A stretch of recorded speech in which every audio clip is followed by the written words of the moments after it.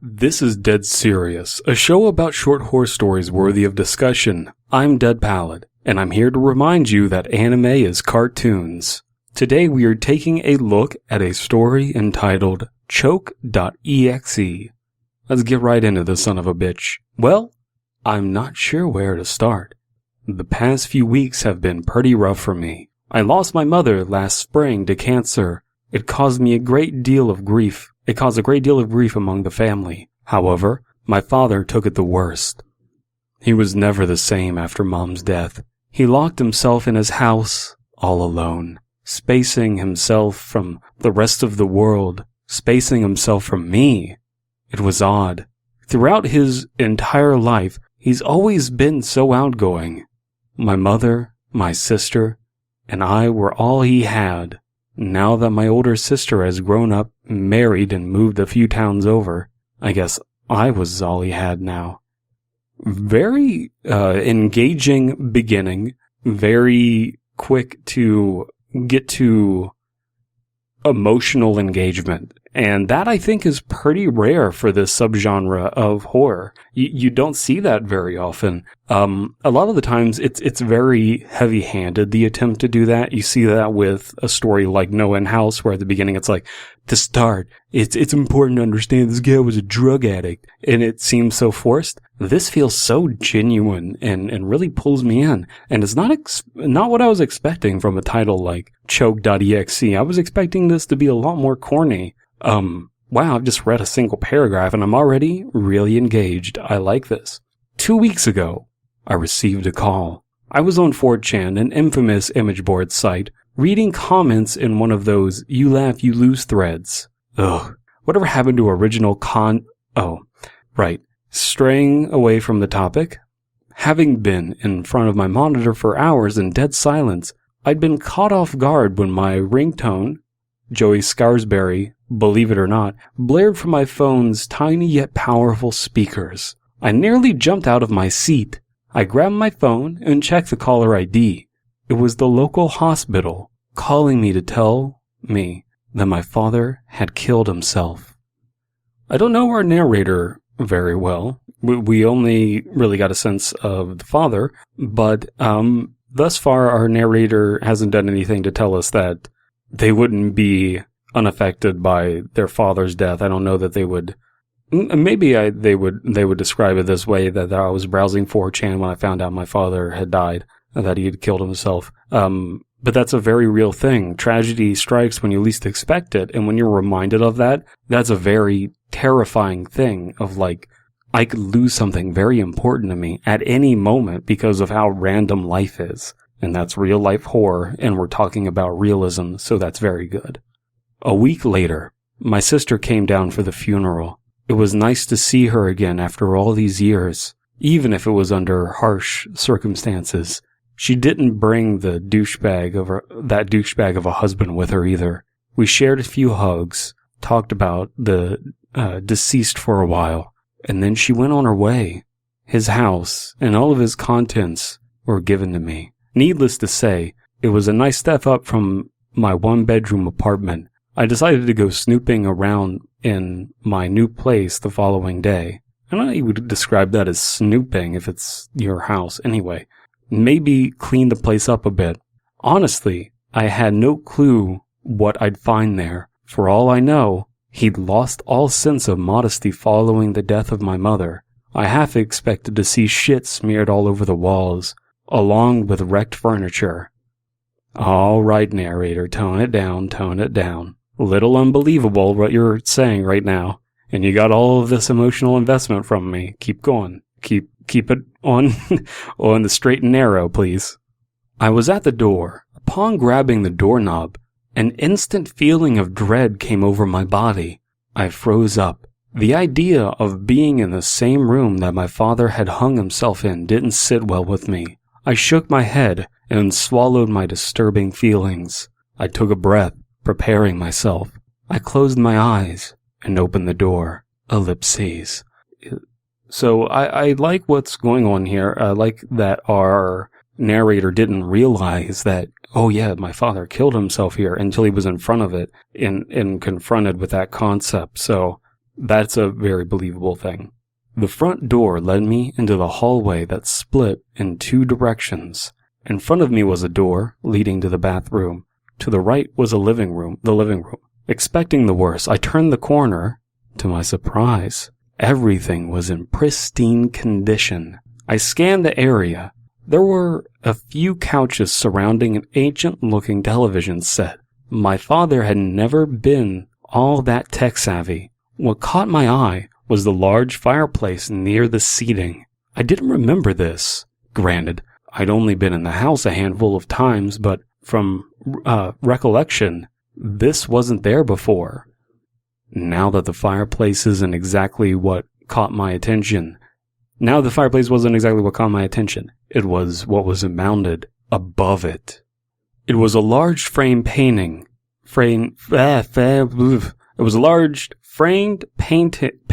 portrait of my mother, surrounded with candles on a fireplace mantle. Something just seemed a bit off. She had a condescending smirk on her face, as if to say, "I know something you don't." Again, that eerie feeling. I really felt as if I wasn't supposed to be in this house. Being the dumbass I am, I decided to stick around for a while longer. Venturing into the kitchen, I snooped around. This person's a fan of the word snooped. Cupboards were filled with new-looking dish sets, and the fridge was filled with nothing but beer and water. Good old dad. Good phrasing and everything. I think that it's a little strange that they're saying that they're a dumbass for sticking around. There's nothing that's necessarily wrong with sticking around. That doesn't make you stupid. Anyway, pressing on, a thought crossed my mind. I checked out the master bedroom, the room where he'd hung himself. I pushed back any unsure feelings I had, and started heading towards the back of the house. The door to my father's room was slightly open, knots in my stomach growing ever so tight. I slowly pushed the door ajar. The hinges let forth an obnoxious loud creak. I had no idea why I was being so quiet. I tried hard to convince myself that I was the only person in the house. The butterflies in my stomach refused to go away. The master bedroom was normal. Everything looked clear. I took a few steps while scanning the area. There was a nightstand to the right side of his bed. Jesus Christ, Brandon. His glasses resting atop, seemingly untouched. He never liked wearing them. Said they made him look like a sissy boy. To the left of his room was a door. Something, I don't know what, drew me to this door. I wanted to open it. No, I needed to open it. Little generic phrasing there, but we have really good tension building. I like where this is going. We have a good sense of this father. The father's kind of like the main character in all of this so far. Making my way over to this mysterious door, I made sure to be quiet. Again, don't ask me why. I just felt like I'd be disturbing something if I made noise. I bit my lower lip, placing my hand on the knob. I was trembling with anticipation. That's what she said. I closed my eyes, counted down from 3, and quickly opened the closet. Coats. Lots of coats. Some pants, and some shoes too, if that's what you're into.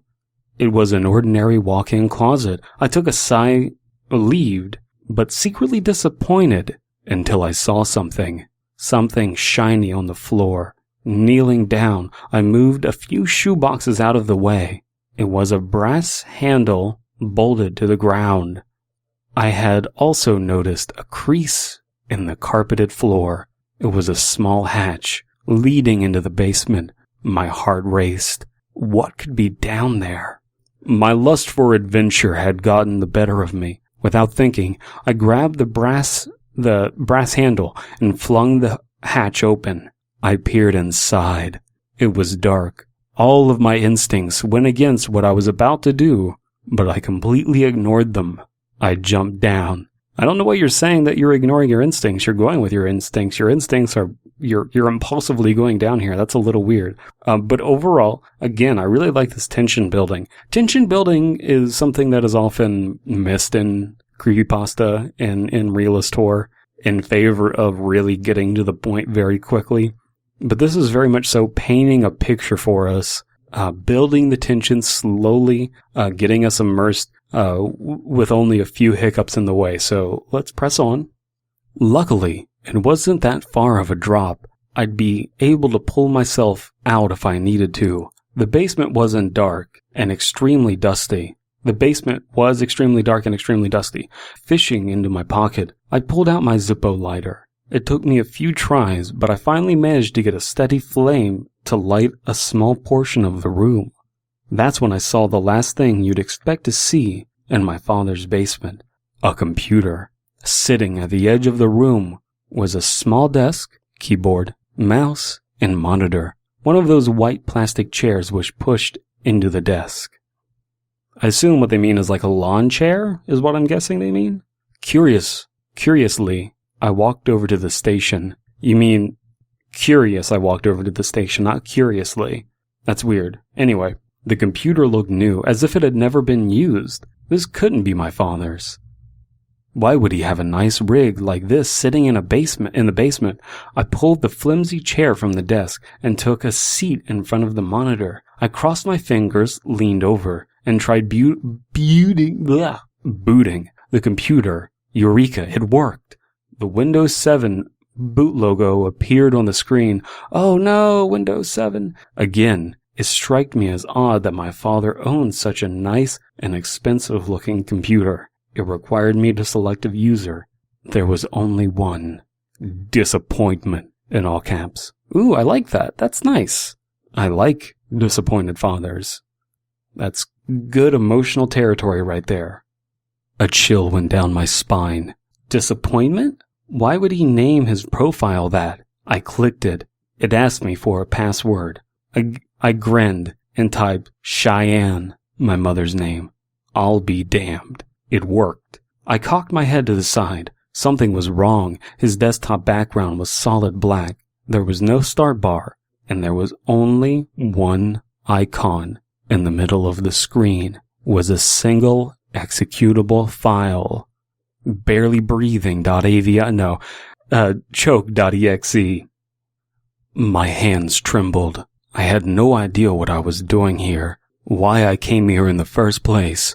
I wanted to turn around and get back to the comfort of my apartment. Curiosity wouldn't let me. I couldn't control myself. Almost against my will, I hovered the cursor over the icon and double-clicked it. Now, rationally, there's nothing about this situation that is all that abnormal. This could just be a virus on his computer. There's a million logical reasons for this to happen. It's very weird and certainly a story worth telling, but there's nothing that should make you be like, curiosity wouldn't. I couldn't control myself. It's too much. The screen flickered. I figured there was something wrong with the cord. I reached my hand behind the machine, feeling for the wires. Impossible. Nothing was plugged in. The computer emitted a high-pitched buzz, almost as if it working itself too hard. Shades of blue, red, and green flashed on and off the monitor. The computer whiting became louder and louder, sputtering with life, increasing with intensity with every second. All of a sudden, everything became quiet again, and I looked at the screen. There was a red dot in the very middle. Text underneath, simply stating, disappointment. Disappointment! My heart was pounding in my chest. Everything had come to a standstill. I relaxed for what seemed like a few seconds until I heard it. The sound of breathing with footsteps behind me coming closer. I didn't dare shift my gaze from the computer monitor. A+ for editing right there. The footsteps stopped. Whoever, or whatever was behind me, had leaned over, their mouth right next to my ear. I heard a very familiar voice whisper, choke. And that's the end of the story. No, I'm just fucking with you. The phrasing, I relaxed for what seemed like a few seconds. Very lazy writing with that. But anyway, with great force, a rope had been wrapped around my neck. I screamed as loud as I could. The rope tightened. I'd been yanked backwards out of my chair. I couldn't breathe. My neck was sore. My vision slowly started to fade away due to lack of oxygen. I was going to die. I gagged and clawed at my neck. There was nothing there. I should go back and mention this. The computer is not plugged into anything. How do we feel about this? This is just some grade A bullshit, isn't it? Right? I don't know. That kind of feels like an undeserved supernatural thing. I don't care for it. Maybe you don't have a problem with it, but I didn't care for it. Anyway, the idea of the rope going around someone's neck and then disappearing, that and about to, black out from lack of oxygen, that's kind of cool. I like that. Not necessarily fitting within our theme of realism, but cool nonetheless. I was on my hands and knees, gasping for air. My vision had returned. I stood up and staggered around, trying to regain my bearings. I was in the living room, right in front of the fireplace. Looking down on me was the portrait of my mother, looking down upon me with a condescending wink. Let me say that sentence again, because you didn't hear it wrong, and that was not me stumbling over my words. Looking down on me was the portrait of my mother, looking down upon me with a condescending smirk. I don't know how you could write this story and just leave that in there. That's a little weird to me. Anyway, present day. As I sit here writing this, in my dingy one-bedroom apartment, I can honestly say, there's no place like home. I have no idea what the hell happened. Honestly, I don't want to know. All I'm sure of is that I'm never setting foot in that house again. So I was really hoping for more out of the ending of the story. That's kind of a letdown. It feels like our writer got bored writing the story. Like they had a few set pieces in place, like the idea of CHOKE.exe and the computer and the brass handle and the mother smirking condescendingly. That's cool. But then you get to the end and it's just like, yeah, I got out of there because it was scary. It feels like it was setting up for something bigger. And maybe the story's meta, maybe it's disappointment, the story, but I felt like there could have been something else there. It was just this letdown, and I think a lot of the times you can tell when a writer loses enthusiasm, so you have to have the follow through. If the story is interesting to you, the concept is interesting to you, and you start writing it, and then you get fatigued with it, don't just put it out there. Get critiques for it first and shop it around, and then when you get the enthusiasm back and you feel like you have a place to end the story, then go there and end the story. It feels like they wrote themselves into some sort of corner or didn't have everything quite planned out, and it went out on a whimper instead of going out on a bang. And all of the stuff about disappointment and the character of the father and the condescending mother was just left at the door. There could have been more out of this story, but overall, very promising story. Not what I wanted out of it. This on the Creepypasta Wiki is filed under demon/devil. Why? I don't know. Mental illness. Why? Also, I have no idea. And diary and journal. So this is very much so a diary journal story. Which is kind of weird considering it's a .exe story and computer story. I usually don't see those two things going together. I feel like I got my expectations up with this story and then it just kind of pooped and nothing else happened. But let me know what you think about this story in the comments. We do have a sponsor today that was that was brought to me by Prasicor. Today's episode was brought to you by bananas. Bananas, not just for eating anymore.